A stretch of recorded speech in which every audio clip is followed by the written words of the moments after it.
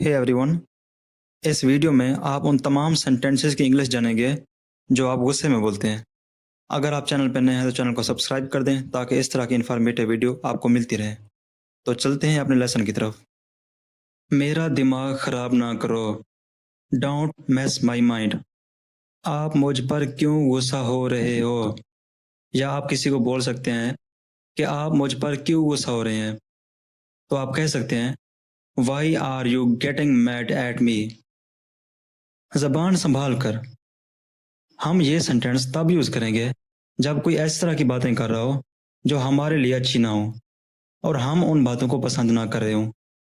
तो हम उसको इतना कह सकते हैं, ज़बान संभाल कर बात कर या ज़बान संभाल कर। तो उसके लिए इंग्लिश यूज़ होगी वॉच योर माउथ। कौन कहता है? ये सेंटेंस हम तब यूज़ करेंगे जब हमको कोई बात कर रहा हो इस तरह की जो हमने वो बात ना की हो। Who says? कौन कहता है? मैं तुम्हें छोड़ूंगा नहीं। I wouldn't spare you. दोस्तों, इधर मैं आपके नॉलेज में इजाफा करता चलूँ कि जिस तरह मैंने ये सेंटेंस यूज़ किया है, आई वुडंट स्पेयर यू, तो ये एक्चुअल में सेंटेंस है I would not spare you. तो हमने जो इधर जो कामा यूज़ किया है, तो ये जो इंग्लिश का रूल है हम इस तरह कहते हैं कि जहाँ से हम कोई स्पेलिंग रिमूव कर देते हैं, जैसे एन और टी के दरमियान जो हमने स्पेलिंग रिमूव किया है वो है ओ, तो हमने उसकी जगह पर ये कामा यूज़ किया है, तो हम इसलिए इसको वुडंट पढ़ रहे हैं। क्या मुसीबत है? जब आप किसी ऐसे सिचुएशन में होते हैं जहां आपको चीज़ें बर्दाश्त करनी पड़ रही होती हैं और आप उधर कुछ नहीं कर सकते, आप हेल्पलेस होते हैं, तो आप ये सेंटेंस यूज़ कर सकते हैं, व्हाट द हैक। क्या मुसीबत है? क्या मतलब है तुम्हारा? What do you mean? तुम मेरे साथ ऐसा कैसे कर सकते हो? How could you do this to me? हिम्मत कैसे हुई तुम्हारी? ये सेंटेंस हम तब यूज़ करेंगे जब कोई हमारे साथ ऐसा एक्ट करता है जो कि हमारे लिए बहुत ही नागुज़ीर होता है। तो हम उसके लिए ये कहते हैं कि हिम्मत कैसे हुई तुम्हारी ये चीज़ करने की। तो उसके लिए हम इंग्लिश का सेंटेंस यूज़ करेंगे, हाउ डेयर यू। हिम्मत कैसी हुई? जो भी हो, ये सेंटेंस हम तब यूज़ करेंगे कि जब आप ये कह रहे होते हैं कि जो भी हो जाए मैं तो ये काम करूँगा या करूँगी। तो उसके लिए आप ये कह सकते हैं वॉट एवर, जो भी हो। तुमसे मतलब। ये आप सेंटेंस तब यूज़ कर सकते हैं जब आप कोई काम कर रहे हो और एक और पर्सन आपके काम में मुदाखलत करने की कोशिश कर रहा हो। जब वो आपके काम में मेडल करने की कोशिश कर रहा हो और आप चाहते हो कि वो मेरे काम में मुदाखलत ना करे, तो आप उसको ये कह सकते हैं कि तुम्हारा इस काम में क्या मतलब है, तुम अपने काम से काम रखो। तो हम इसलिए ये कह सकते हैं नन ऑफ योर बिजनेस। आवाज़ नीचे, लोअर योर वॉइस। ये सब तुम्हारी वजह से हुआ है, it's all because of you. कर लो जो करना है। इसके लिए हम इंग्लिश का सेंटेंस यूज करेंगे do whatever you want to do, या हम ऐसे भी कह सकते हैं do whatever you can. जो करना है कर लो। लिख लो मेरी बात। ये सेंटेंस हम तब यूज करेंगे जब हम किसी को गारंटी के साथ कोई बात कह रहे होते हैं कि ऐसा ही होगा। तो हम इसके लिए इंग्लिश का सेंटेंस यूज करेंगे मार्क माई वर्ड्स। तुम इतने लापरवाह कैसे हो सकते हो? How could you be so careless. मेरा कोई लेना देना नहीं है।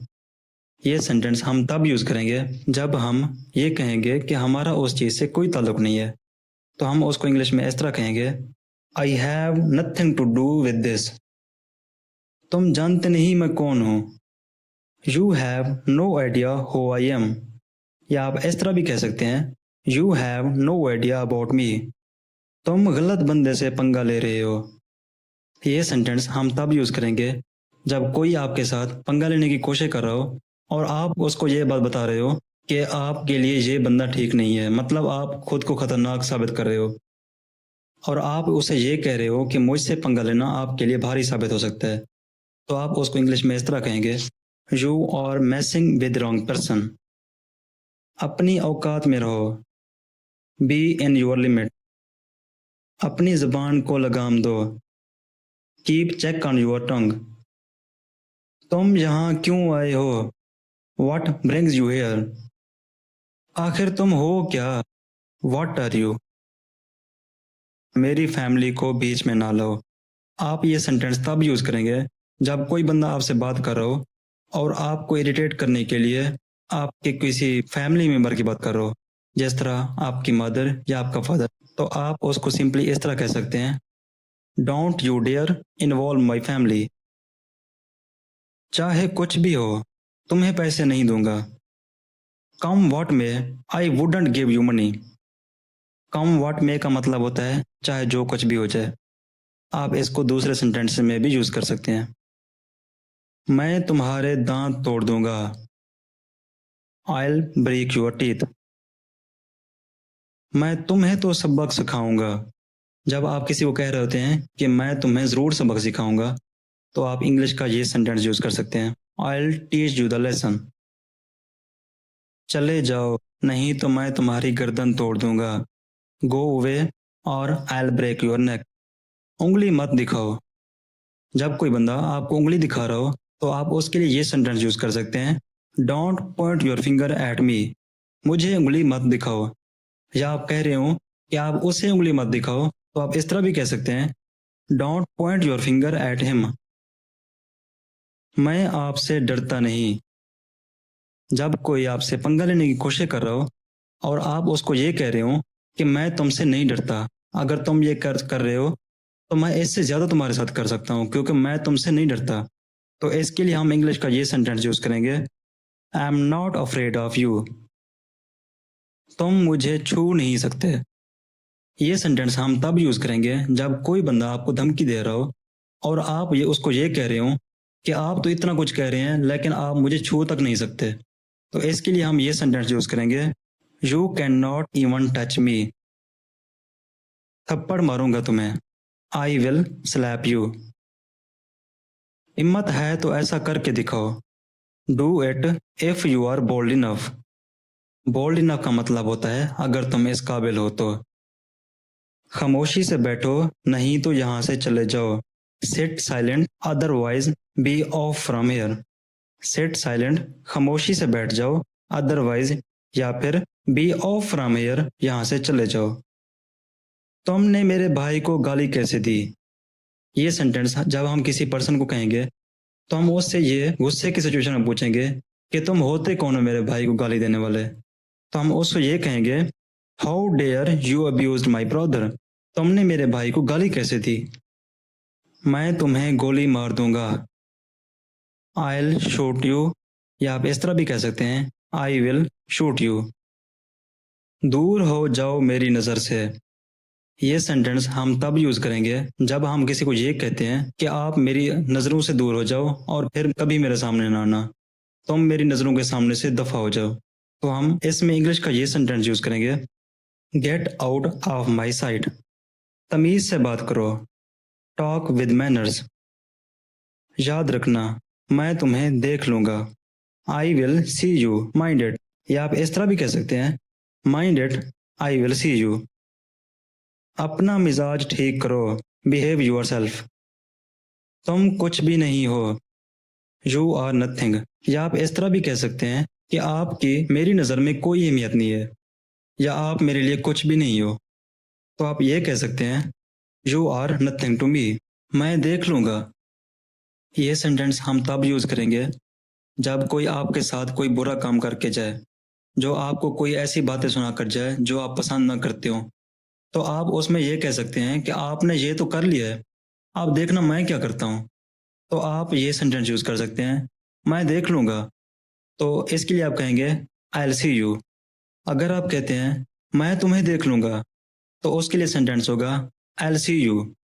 तो अगर आप कहते हैं कि मैं उसको देख लूंगा, किसी दूसरे आदमी को, किसी आप दूसरे पर्सन की बात कर रहे हैं, तो उसके लिए आप कहेंगे, आई विल सी हिम। लेकिन अगर आप ऐसे आदमी की बात कर रहे हैं जो कि प्लूरल हैं और वो उधर मौजूद भी नहीं है, तो आप ये कह सकते हैं, आई विल सी देम। इधर मैं आपकी इंफॉर्मेशन में इजाफा करता चलूँ कि देखने के लिए हम 3 तरह के वर्ड यूज करते हैं। एक होता है लुक, वॉच और सी। लेकिन ये तीनों वर्ड्स अलग अलग प्लेसेस पर इस्तेमाल होते हैं।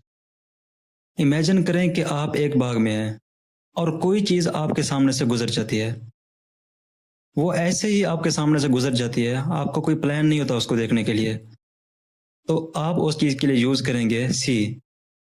जो चीज़ जिसके लिए आपकी प्लानिंग नहीं होती, बस ऐसे ही आपकी नज़रों के सामने जाती है, उसको आप कहेंगे सी। इधर दूसरी सिचुएशन आती है लुक।